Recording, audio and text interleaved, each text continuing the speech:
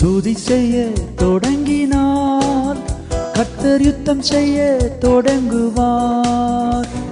துதி செய்ய தொடங்கினார், கர்த்தர் யுத்தம் செய்ய தொடங்குவார். அஸ்திபாரம் அசைந்திடும், சாத்தான் அஸ்திபாரம் அசைந்திடும். அஸ்திபாரம் அசைந்திடும், சாத்தான் அஸ்திபாரம் அசைந்திடும். தடைகளை நீக்கிடவே நம் இயேசு ராஜா முன் செல்லுவார். தடைகளை நீக்கிடவே நம் இயேசு ராஜா முன் செல்லுவார். வெள்ளம் போன்ற சத்துருவின் முன்னே ஜெய கொடி ஏற்றிடுவார். வெள்ளம் போன்ற சத்துருவின் முன்னே ஜெய கொடி ஏற்றிடுவார். ஜெபம் செய்ய தொடங்கினால் கர்த்தர் கிரியை செய்ய தொடங்குவார். ஜெபம் செய்ய தொடங்கினால் கர்த்தர் கிரியை செய்ய தொடங்குவார். ஆசீர்வாதம் இறங்கிடும், தேவ ஆசீர்வாதம் இறங்கிடும்.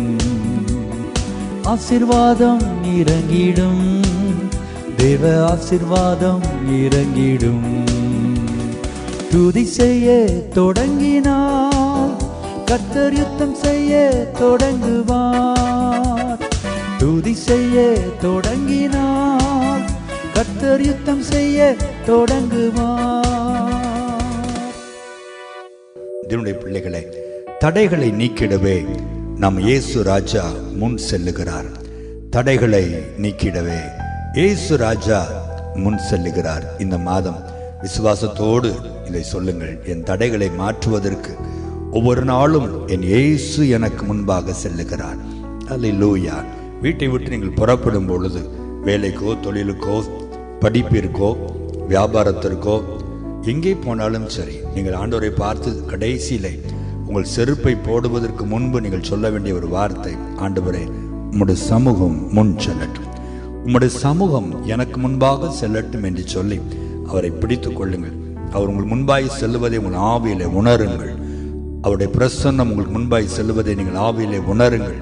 நீங்கள் பப்ளிக் டிரான்ஸ்போர்ட்டில் டிராவல் பண்ணினாலும், ஆட்டோவில் இருந்தாலும், பைக்கில் இருந்தாலும், காரில் இருந்தாலும் அவர் உங்களோடு கூட இருப்பதை உங்கள் ஆவி உணரும்படி, அல்லேலூயா, அந்த பிரசன்னத்தை உணர கற்றுக்கொள்ளுங்கள். பிரியமானவர்களே, ஒவ்வொரு நாளும் அவரை முன் அனுப்பி நீங்கள் பின்பாக வரும்போது, அந்த நாள் முழுவதும் உங்கள் வாழ்க்கையில் என்ன தடைகளை சத்துரு கொண்டு வந்தாலும், எந்த தடைகளை மனுஷர்கள் கொண்டு வந்தாலும், அதை என் ஆண்டவர் நிர்மூலமாக்கி போடுவார் என்று இயேசுவின் நாமத்தில் நான் சொல்லுகிறேன். மீகா 2:13 படி தடைகளை தகர்க்கிறவர் உங்களுக்கு முன்பாக நடந்து போவார் என்று வேதம் சொல்லுகிறது அல்லவா? திருமண தடைகள் நொறுங்கி போவதை காண்பீர்கள். குழந்தை இல்லாத தடைகள் நொறுங்கி போவதை காண்பீர்கள். வேலை இல்லாத தடைகள் நொறுங்கி போவதை காண்பீர்கள். அல்லேலூயா. கடன்களை அடைக்க முடியாமல் உங்களுக்கு வர வேண்டிய பணமெல்லாம் வெளியே தடுத்து நிறுத்தப்பட்டிருக்கிற தடைகள் நொறுங்கி போய் உங்கள் கரங்களில் இந்த ஆசீர்வாதங்கள் வருவதை நீங்கள் காண்பீர்கள். வெளிநாட்டு வேலை தடைகள் மாறுவதை காண்பீர்கள். உங்கள் விசா தடைகள் மாறுவதை நீங்கள் காண்பீர்கள். தேவனாலே தகர்க்க முடியாத தடைகள் என்ன உண்டு? ஒன்றுமில்லை.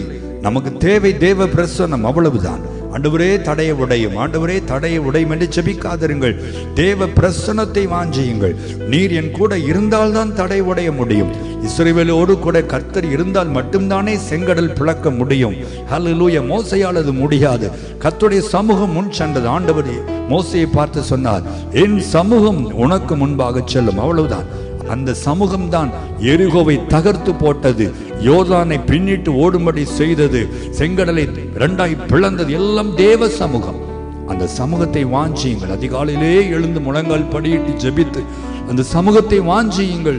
வெளியே புறப்படும் போது அந்த சமூகம் எனக்கு முன்பாய் செல்லட்டும் என்று அவனுடைய பிரசனத்திற்குள் உங்களை அர்ப்பணித்து அவனுடைய பிரசனத்தை உணர கற்றுக்கொள்ளுங்கள். துதித்துக் கொண்டே இருங்கள். பிரியமானவர்களே, அத்தனை தடைகளும் நொறுங்கி போகும். இந்த மாதம் தடைகளெல்லாம் மாறி நீங்கள் ஆசீர்வதிக்கப்படுவீர்கள் என்று இயேசுவின் நாமத்தில் நான் உங்களுக்கு சொல்லுகிறேன். ஜெபிப்போமா? நல்ல ஆண்டவரே, தடைகள் நடுவிலே உடைய பிள்ளைகள் ஆண்டவரே அநேகர் இருந்திருக்கலாம்.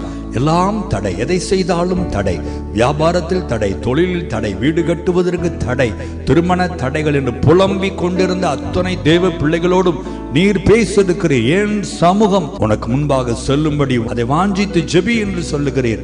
அதை தேடி, சமூகத்தை தேடு, சமூகத்தை நேசியுங்கள் என்று சொல்லுகிறீர். உம்முடைய பிள்ளைகள் அப்படியே இனி உம்முடைய சமூகத்தை நேசிப்பார்கள், உம்முடைய சமூகத்தை வாஞ்சிப்பார்கள், உம்முடைய சமூகம் முன் செல்ல வேண்டும் என்று ஜெபிப்பார்கள்.